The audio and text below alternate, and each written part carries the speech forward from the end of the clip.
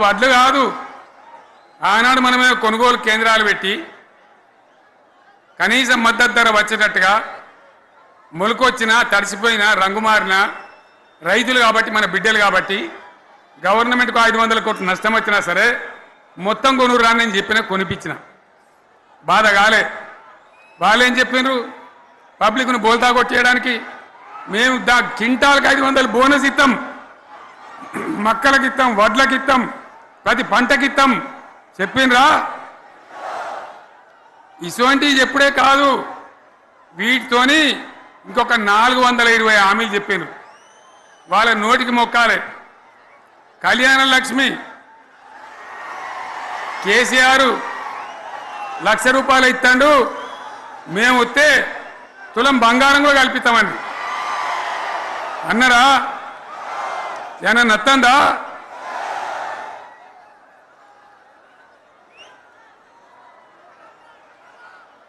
ఇక హామీలు ఇచ్చుడు కాదు, పెద్ద పెద్ద బుక్కులు వంచి ఊరూరికి వంచారు. సిగ్గులేక ఊళ్ళ పంట తిరిగి బాండ్ పేపర్లు రాసిచ్చారు. బాండ్ పేపర్లు ఇంటికి తిరిగిండ్రు. చెప్పిండ్రా? చాలా మంది అడిగిండ్రు. మరి మీరు అడ్డగోలు చెప్తున్నారు, అడ్డం పొడుగు చెప్తున్నారు, ఎటుపడితే అడ్డ చెప్తున్నారు, యాడికెళ్ళి ఇస్తారా భయ అని అడిగిండ్రు. పేపర్ వాళ్ళు అడిగిండ్రు.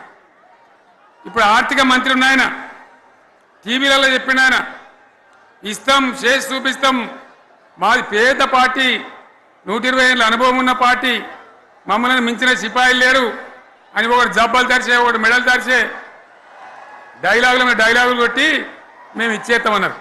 ఇచ్చిండ్రా? ఇయ్యలే. రుణమాఫీ చేయలే. మధ్యలో పార్లమెంట్ ఎలక్షన్లు వచ్చినాయి. అప్పుడు నాకు కాలు ఇరిగింది, మెంటుకుంటున్నాం, మళ్ళీ నేను బయలుదేరిన. ఆ దెబ్బకి ఏం చేసిండ్రు, తెలంగాణలో ఎన్ని దేవుళ్ళు ఉన్నాయో అన్ని దేవుళ్ళ మీద ఒట్లు పెట్టుకున్నారు. పెట్టిండ్రా? బహిరంగ సభలలో ఆడిడ కూడా కాదు. ఇన్ని మాటలు చెప్పి ప్రజల్ని ఏమార్చింది. ఒక ఉచిత బస్ అని పెడితే అది జుట్లు పట్టుకొని కొట్టుకుంటానికి మనకత్తాను తప్ప ఏమనికి ఉపయోగపడ్డది లేదు. ఆ మహిళలే అంటారు మాకు ఎందుక ఉచిత బస్ దరిద్రం, మాకు అవసరమే లేదు అంటాను. అటువంటి ఒక్క పథకం పెట్టి ఇక ఇప్పుడు మళ్ళీ పెద్ద నోరు పెట్టుకొని వాళ్ళే మాట్లాడతారు. అంటే మాట్లాడతారు, అబద్ధాలు చెప్తారు. మాట్లాడితే బీఆర్ఎస్ వాళ్ళ మీద నింద, మాట్లాడితే కేసీఆర్ మీద నింద. ఇది ఒక అలవాటు చేసుకొని ఎవరికి నోరుంటే వాంతే లెక్క అనే పద్ధతిలో అడ్డమైన మాటలు మాట్లాడుతూ చాలా ఘోరంగా మోసం చేస్తూ ఉన్నారు. ఎట్లున్నదంటే కాంగ్రెస్ వాళ్ళు చెప్పింది, చాలా సిపాయిలం, మా అంత సిపాయి లేడంటే జనం నమ్మితిమి, ఆశపడ్డాం కదా, నమ్మి బోల్తా పడ్డాం కదా, గల్లంత అయినాం కదా. ఒక ఊళ్ళే మొలక నాట్లేసే టైం వస్తే అలుకుడు చేస్తాను, బడ్డాలుతాను, మొలకకి అలుకుడు చేస్తాం కదా, తుకాలు పోయేమా పెద్ద మొగోడని కొన్ని పిలిచిరట. మొగోడని మొలకలుస్తానికి పిలిస్తే ఎలుక పిల్లని చూసి ఎల్లంకర పడ్డాడు. ఇక మా అంత సిపాయిలు లేరు, మేము తెచ్చే ఇస్తాం, 6 సందమామలు పెడతాం, 7 సూర్యులు పెడతాం అని నమ్మబలికి ప్రజలను దగా చేసి మంచిగున్న తెలంగాణ నాగం పట్టించి ఓట్లు వేయించుకొని ప్రజలను మోసం చేసిండ్రు, దగా చేసిండ్రు. ఈ మాట నిజం, మీ అందరికి తెలుసు.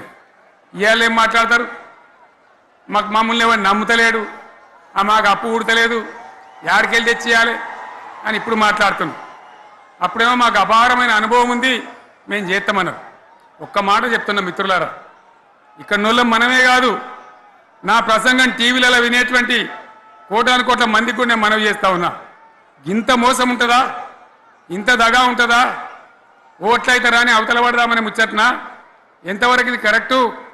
తెలంగాణ ఎంత మంచిగా పోయేది, ఇప్పుడు బొందలు పడగొట్టినరా? ఎంత ఘోరమైనటువంటి ఫలితం మనం చూస్తున్నాం. ఇవాళ ఏం జరుగుతూ ఉంది?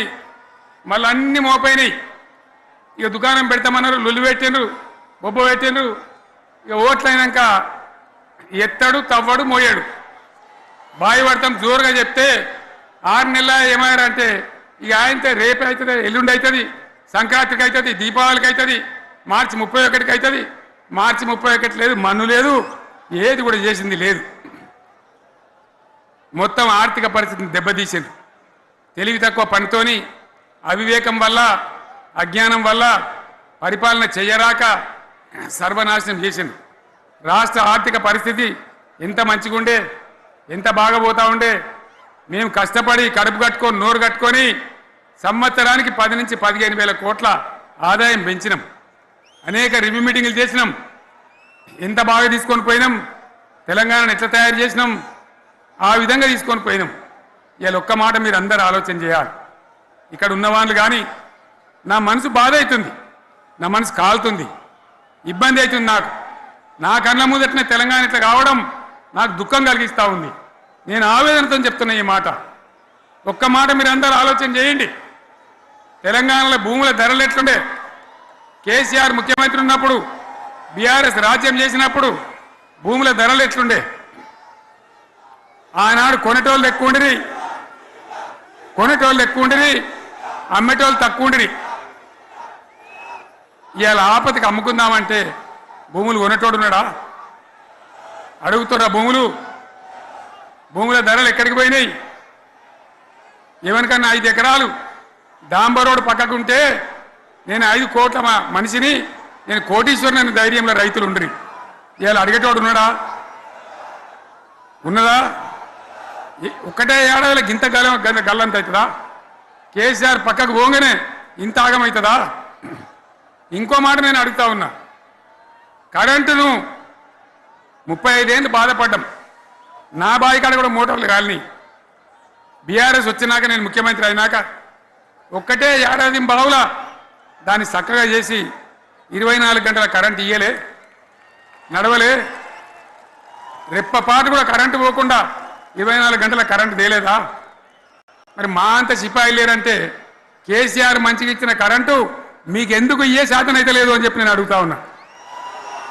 తెలంగాణ ప్రజల పక్షాన్ని అడుగుతా ఉన్నా. ఎందుకు ఇలా ప్రజల గోస ఉంచుకుంటా ఉన్నారు? మళ్ళా మోటార్లు కాలుతున్నాయి, ట్రాన్స్ఫార్మర్లు కాలుతున్నాయి, లంచాలు పెరుగుతున్నాయి. అది శాతం అయితే లేదా? మళ్ళీ